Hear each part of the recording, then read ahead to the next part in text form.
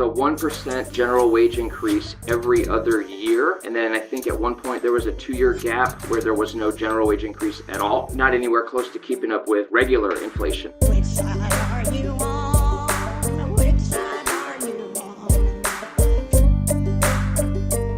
We have now in the Zoom John Voss and Jenny Brown. John is a worker at Boeing in the Pacific Northwest, I believe in Seattle. Also a steward with the International Association of Machinists, District Lodge 751, where they are now on strike. He and 32,000 other workers at Boeing in the Pacific Northwest, after having voted down a tentative agreement that was recommended by the district president and the entire negotiating committee, the 32,000 folks voted to reject the tentative agreement by about 95% and voted to go on strike by about 97%. So we're going to be talking about that. We also have on the line Jenny Brown, a editor at Labor Notes, labor journalist, organizer, things like that. Jenny, John, welcome to the program. Thanks for taking the time. Great to be here. Hi, thank you for inviting me. Absolutely. Glad to have you. And John, in particular, appreciate you making the sacrifice of interrupting your sleep schedule to jump on the call for the listeners. John said he has been on second shift for 14 years. So I really do appreciate you making the sacrifice to be on this early in the morning, as it were. And I appreciate it. Yeah, and it is a little bit earlier where you're at. It's about 10 a.m. Where you're at, whereas it's noon here. So John, I guess to start off with, before we get into the tentative agreement and maybe some issues with that, can you give us some background on Boeing and the union there generally? Right? You've had a collective bargaining agreement there since 2008. You haven't been able to negotiate a new one since that time. I think I have never heard of a CBA being in place that long. And so there has been some pent-up frustration against the company from the workers. Can you tell us why? Yeah, so I wasn't there in '08, but the contract that was agreed upon at that time had been extended twice. Once in 2011, and then the second time, which was basically just an extortion tactic from the company, was in January 3rd of 2014 is when it passed. And I think everybody knows the history to that, but that had been in place from 2016 up until about 2 or 3 days ago. Well, I think if you don't mind, and you don't have to spend just too long on it, but I think you might overestimate the degree to which people are familiar with that. I think it would be worth going into at least a little bit of that, what happened in 2013. I only know about it because I've read some stuff in recent days, so I think some folks would be interested in that. Sure, fair. I've also somewhat lost my voice, so when I stop randomly, I apologize. Sure. In around 2013, there was, like I said, I call it an extortion campaign from the Boeing company. They threatened to remove a lot of people's livelihoods. They threatened to take work away from the Pacific Northwest. They, absolutely despised us as workers. There was this immense pressure put on all workers from north to south end throughout the Puget Sound to accept some sort of basically absolute takeaway extension. And that first offer got rid of, health insurance almost entirely. Not entirely, but the cost overruns were ridiculous. They still were up until just recently when the contract has ended. Progressions to reach the max wage, I think, were something like 19 years, minimal wage general wage increases, loss of additional retirements, and just an onslaught. And that was rejected, I want to say November 2013. I could be wrong on the month, but shortly after that, there was a change in the company's tune about what they were going to do. They made some changes to the offer. And then on January 3rd, due to some overruling from some former international players, let's say, we were forced into vote on that contract when a lot of people were out on vacations, extended vacations. Let me explain that real quick.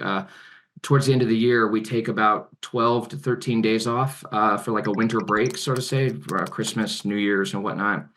And a lot of people with seasoned experience there would extend their breaks a little bit longer, go on longer vacations, let their body relax because the work we do is hard. And so a lot of people were out on that day that the vote took place, and it passed by one of the smallest margins ever.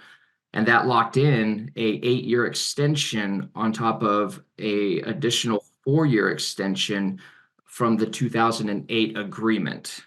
And so now it has ended, 2 days ago, and that is the short version of what happened with the extension. So it wasn't like a 16-year contract specifically, but it was a 16-year contract. Right, right. And what were one of the things that I read about was that the wages. Oh, there was something like a decade where there were not any raises. I mean, more than less, yes. It was a 1% general wage increase every other year, and then I think at one point there was a 2-year gap where there was no general wage increase at all. And so effectively, there were some increases, but not anywhere close to keeping up with regular inflation. Not even to mention the hyperinflation is not the correct term, but you know what I mean, the excessive inflation that has been going on the last 3 or 4 years. So we have fallen way behind, even where we were from 2014, 15, 16 time period. We were way behind. Right. And that was something that I think, Jenny, you mentioned in your article that as inflation has eaten away at the higher wages that the machinists were able to win previously because there were not accompanying wage increases. Now the minimum wage is what did you say, $19 an hour? And you can get retail jobs. So in Seattle, the minimum wage is now $19.95. And one of the guys, a 36-year mechanic who was on the line, talked to us yesterday, and he explained it like when he hired in, the starting wage was about 2.5 times the minimum wage, and then you maxed out at like 4 times the minimum wage. Now the starting wage is basically the minimum wage, and you max out at about 2.5 times the minimum wage. So that kind of illustrates like what has happened to Boeing wages over the last decades. Right. And that really is something that, working for one of the nation's kind of preeminent defense contractors, maker of commercial airplanes, the starting wage is the lowest it can legally be in Seattle. I mean, that's really something. And this is unfortunately a pretty common thing. I have friends who who spent decades in the paper industry, and they talk about how when I got on, they'll say in the 70s or the 80s, you basically had to kill somebody to get a paper job, right? And now they can't keep people in. I talked to some folks at a paper mill lockout a couple of years ago in Alabama, and the median tenure at the company was 20 years, right? And that is not indicative of like, oh, people love this company, so they stay a long time. That means they can't keep new people, right? And so it sounds like there's a very similar dynamic going on here at Boeing. And so, that brings us to today. there was a tentative agreement. There was a lot of energy, clearly, from the pent up kind of anger and resentment over all of these years of things staying the same as far as your wages and working conditions, and some amount of deterioration as prices increase. And so there was a lot of anger. There was a lot of energy. You filled literally a baseball stadium at the beginning of contract negotiations. And the negotiating committee came back with a tentative agreement that was, as I said at the top, resoundingly rejected. John, can you tell us some of the things that were in the tentative agreement? Let me just rattle off all 336 pages real quick.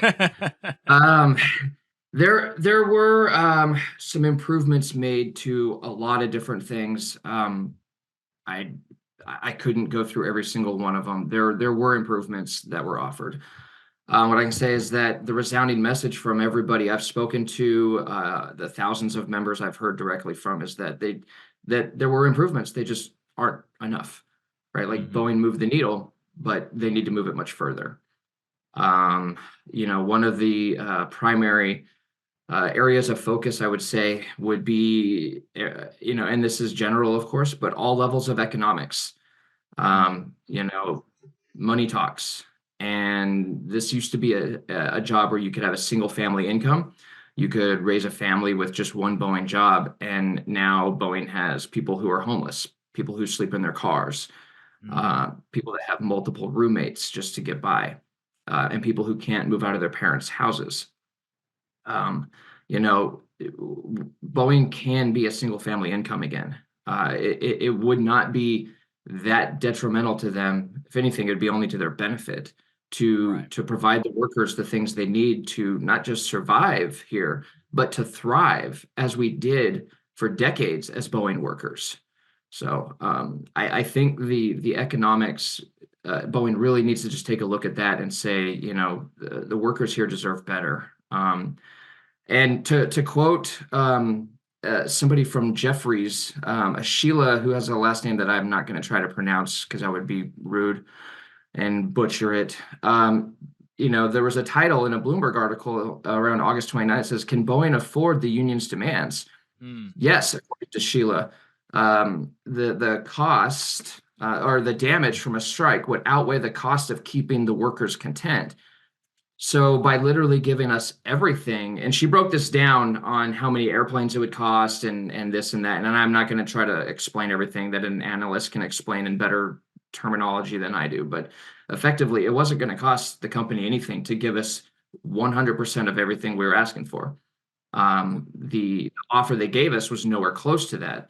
So, call me crazy for saying a Wall Street person's finally on our side, but I think their math is correct, and Boeing should just step up and deliver the things that we need. Right.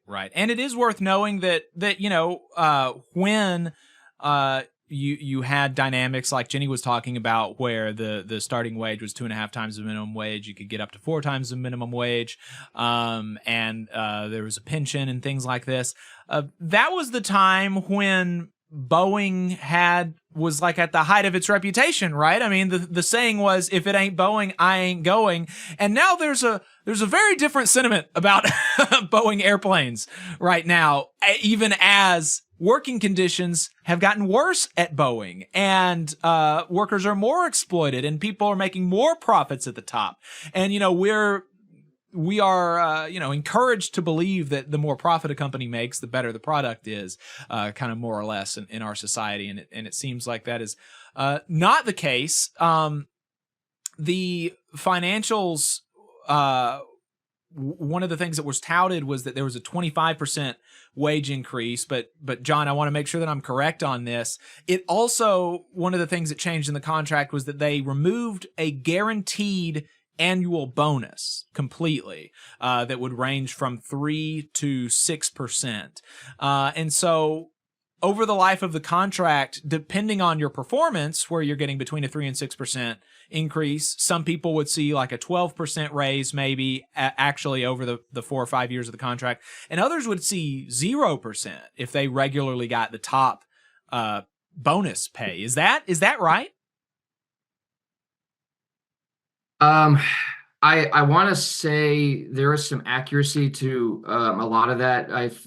Without it all in front of me directly, I couldn't say specifically, but the bonus structure I can talk to that that was removed, and it wasn't a guarantee. As a matter of fact, the Boeing Hmm. company would argue yearly to try to keep that bonus structure as low as possible. At one point, I think they gave us 1.2% of a bonus, Hmm. and then in a year when they were doing very well, and by well I mean pushing trillions of dollars effectively, they gave us 5.5 or 5.6 or something like that percent, which still doesn't make up for what we actually deserved in a bonus. And so there were a lot of strings attached to that bonus plan, and to see it go away entirely, I don't think is fair. Hmm. But to say that it needed to be improved significantly is, and I believe that's a sentiment that is felt all around, all around the rank and file, is that, you know, we deserve bonuses. We deserve significant Hmm. wage increases. We deserve guaranteed retirement. We deserve, a future to believe in, and we deserve to feel like more than just a number to the Boeing company, because that's effectively how we're treated. Hey, 5 seconds. Just wanted to say that this is only possible because of our donors. If you want to see more of this, then consider donating yourself at tvlr.fm/donate. Hmm. I'm interested in both of your reactions to this, Jenny. I'll start with you. This tentative agreement was again, recommended by the district president and the entire negotiating committee, and it was rejected by something like 95%. And you've talked to, at this point, it seems like several Boeing workers from the articles that you've written, and folks should check those out. There's going to be information in those articles that we're not going to be able to get to. I'd recommend folks read the articles that Jenny wrote at Labor Notes, and then subscribe to Labor Notes, et cetera, et cetera. Why? What are some of the things that you're picking up as you're talking to these Boeing workers about why it seems like there's a division between some of the people who are negotiating the contract and the rest of the members? Yeah, and between what the Boeing company thought was going to happen and what Mm, actually happened, right? right. Um, so it's possible that since the contract was kind of on a par with what the union at Spirit Aerosystems, which used to be part of Boeing and is now not, but they're in Wichita. They took a week-long strike last year, and they got sort of close to the same financials, although there are some changes.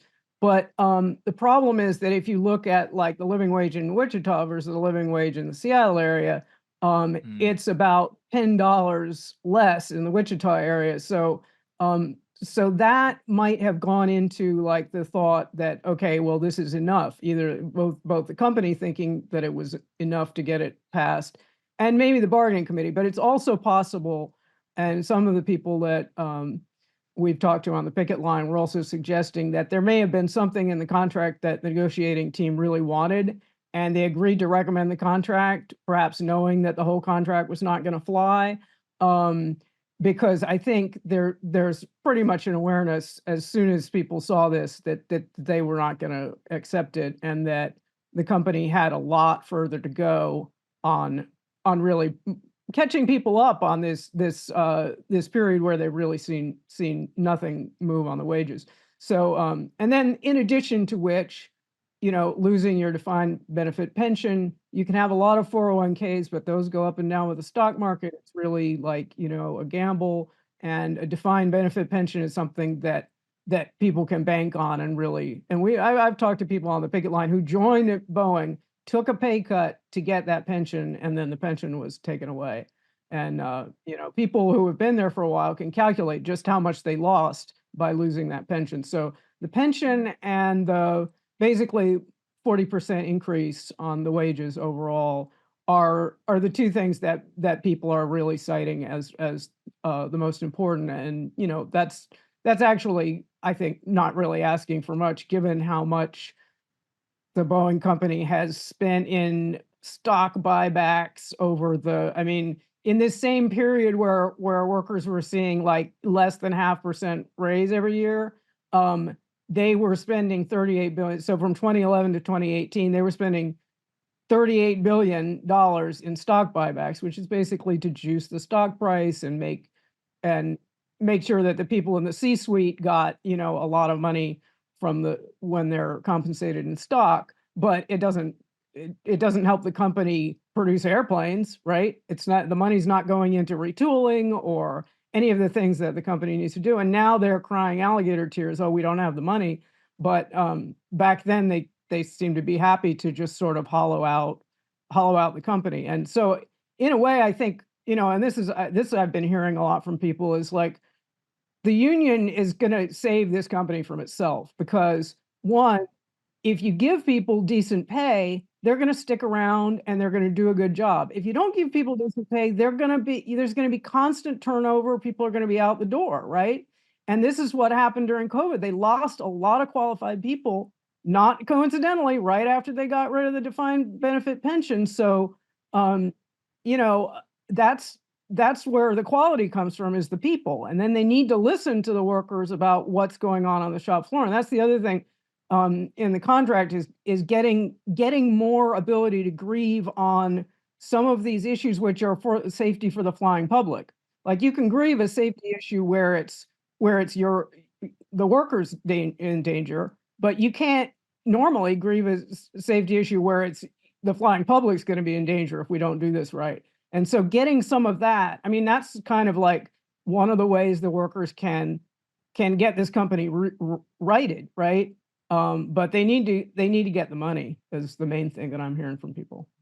Right. John, does that track with some of the things that you're hearing from your coworkers? And I'm interested in any sort of expanding that you can do on some of those thoughts. And then also what Jenny was talking about as far as the being able to grieve safety of the public concerns. One of the other things that I know that the machinist was gunning for was a board seat at Boeing.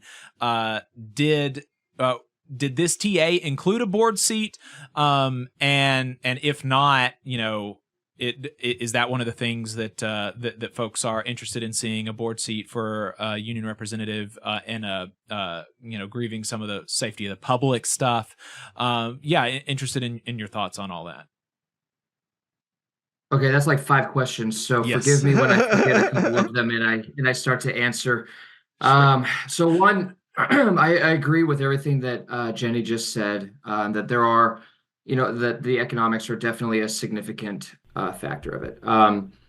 The one thing I would say is that there's, 33,000 or so of us, and 33,000 or so people have every single right to be angry about everything that they want to be angry about. I do believe that there was a little bit, I'm not going to say a misunderstanding, but an expectation of the Boeing company to treat our negotiators as humans. And as we've experienced at the Boeing company, that they barely treat us as humans. And so, having not been at the negotiation table myself, having not known exactly what transpired there, I expected Boeing to treat our negotiators just as they treated everybody else, which was poorly. And I can't say that they did anything wrong or illegal, or, I'm not going to, create a theory that they did something wrong. But this is the company that has been threatening us to take jobs away for forever. This is the company that stole our pension. This was the company that called us essential during COVID, when a lot of people got to work from home and we had to work shoulder to shoulder, elbows to assholes. Sorry if I'm allowed to cuss on here. In the planes, when it, at times where it was risky. And then they did remove additional work. They consolidated the 787 line down to South Carolina without any input from us. So what took place in the negotiations table, like I said, I don't know, but I expect the company that, that basically pressured a whistleblower to commit suicide to treat our negotiators like crap. And that bad things probably were going to be shared by the company, with the public about that, and to try to divide us. And what we just showed everybody of the way we vote is that we're not divided on how we feel about the company and what we deserve. As to the board seat, I don't remember specifically the language, whether we have anybody there or not. I believe the proposal was to a non-paid, excuse me, a non-paid spot at the board seat. Maybe there's voting rights, maybe there's not. I don't know how that works. I'm a mechanic. I don't know how that works. But it would be important for us to have an IM representative on the board because obviously the board doesn't know how to steer their own ship. And so, as Jenny had said earlier, that we want to save Boeing from themselves. That is one way that we do it. A seat at every table is essential for any organization anywhere. And to have an IAM member sitting there, I think, is very important. We have to save Boeing from themselves. And we will do that with, representation at the board, at the shareholders meetings, at the events, whatever it is, we should be there. Jenny, I'm interested in how you are seeing this as somebody who has covered a lot of the other big national labor stories and talked to folks involved in some of these big national labor stories like the UAW, contract negotiations with the big three, the Teamsters at UPS. How do you put this in the, how do you fit all of these puzzle pieces together? Yeah, I mean, so I think in all of those three examples, the member mobilization has been like really visible. In the case of the Teamsters at UPS, they were doing practice pickets before work leading up to the contract. So in the morning before going to work, they're letting the company know that they're ready to walk out. Now, the machinists at Boeing have been very militant and willing to strike, like since the 1940s. So this union has a strong tradition at Boeing. So that's not new, but they did do like this, as you said, 99.9% sanction strike vote in July, and then there have been marches in the plants on break for months, right around the contract. And so I think in the case of all three, the UAW at the big three, the Teamsters at UPS, and in the case of the machinists at Boeing, the union has raised expectations, which had not been the case with previous leadership in some of those unions. And so we saw the machinists set out ambitious bargaining targets and then mobilize workers around them. And so in all cases, people are not willing to go back to contracts that just tread water. And they demanded more, rightly, in all three cases, given how the last decades have been just a operation vacuuming money out of workers' pockets to the extreme rich. So I think that's really been good. And then another thing that's similar to the UPS campaign is that the Boeing company, I think, is very vulnerable and can be pushed. With UPS, the leverage came from basically the fact that there are other shipping companies that can take up some of the slack in a strike, and they might become the customer's preferred carrier. So UPS is very worried about strikes in that case. In the case of Boeing, they're way behind on their plane orders, for reasons that John can tell you, and they're also short on cash. Their credit rating is just above junk bond rating, which means that they have to pay more to borrow money. But the main thing that makes them vulnerable is that they have their suppliers are dependent on orders from Boeing, right?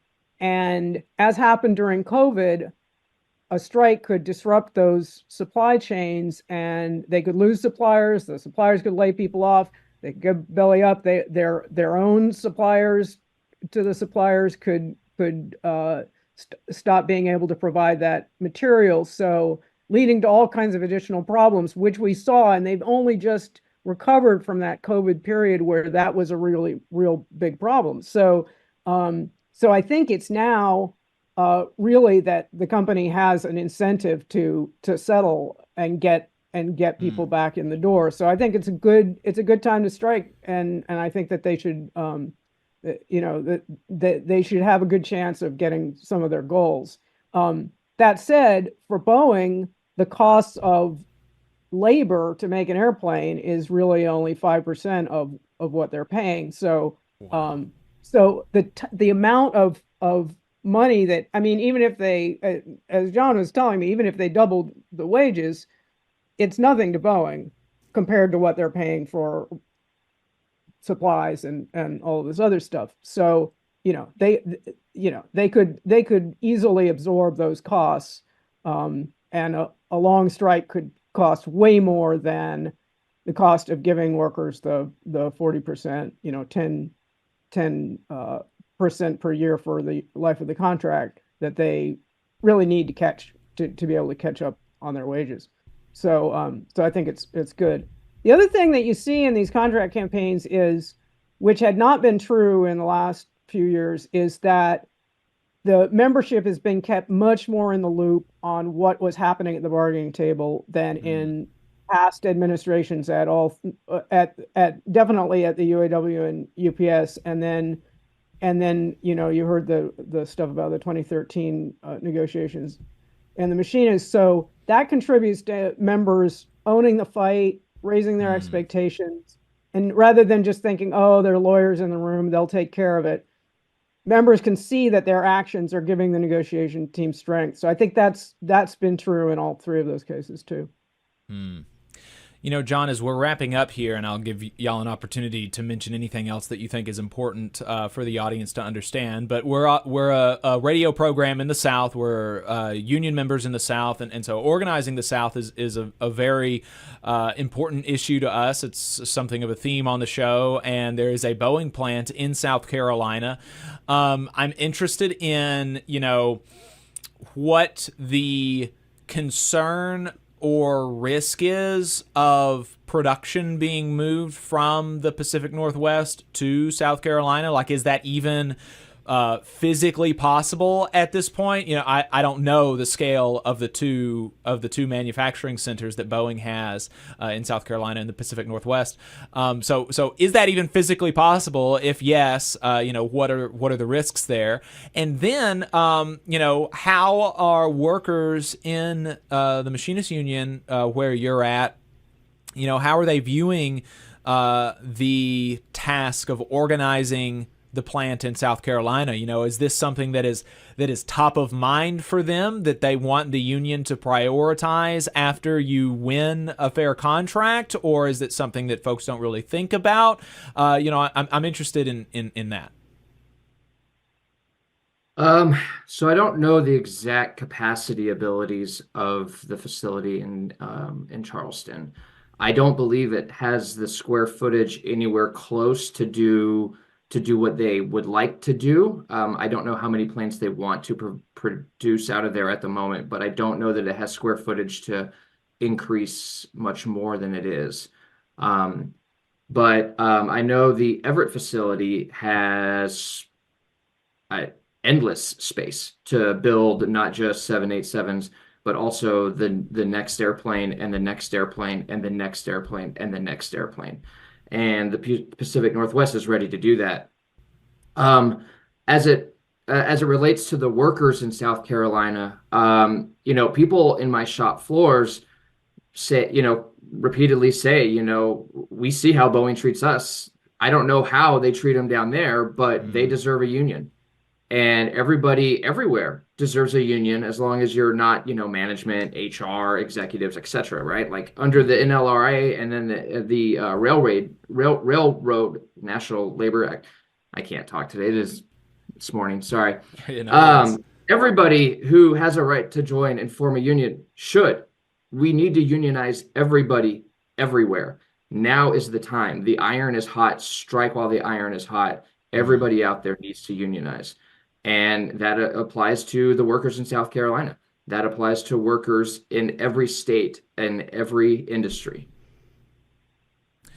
John Voss, Boeing worker, steward for the International Association of Machinists District Lodge 751. Jenny Brown is assistant editor at Labor Notes. John, Jenny, is there anything else that you want to make sure that you leave folks with before we let you go? I would like to make one last comment, but I'll let Jenny go ahead if there's anything she would like to share. No, go for it, John. Okay, thank you. One, I want to say that I appreciate both of you for everything you're doing for the labor movement. and everything you're doing for workers everywhere. Without, labor notes, and without, news organizations and podcasts and these things out there, the word doesn't get out, because the regular news, if anybody watches them any longer, won't talk about it, right? As it relates to us directly here, I want the whole world to know that we're not just fighting for ourselves and our families. We're fighting for our community. We're fighting for the state of Washington. We are fighting for the entire United States. We are fighting for the aerospace industry. We are fighting for workers everywhere, right? When the quote unquote best job in town is no longer the gold standard that it once was, then everybody else suffers, tremendously. We need to change that. We want to end the suffering, and we are here for everybody. All right. John, Jenny, thank you so much for your time. I appreciate it. You just saw a clip from the Valley Labor Report. We are live every Saturday morning from 9:30 a.m. till 12:30 p.m. And we pride ourselves on keeping all of our content free to everybody so that we can talk to as many working folks as possible. If you support the work that we're doing, you think that it's important, you think that it's good, then consider making a monthly contribution to the project, and you can do that on our website, tvlr.fm.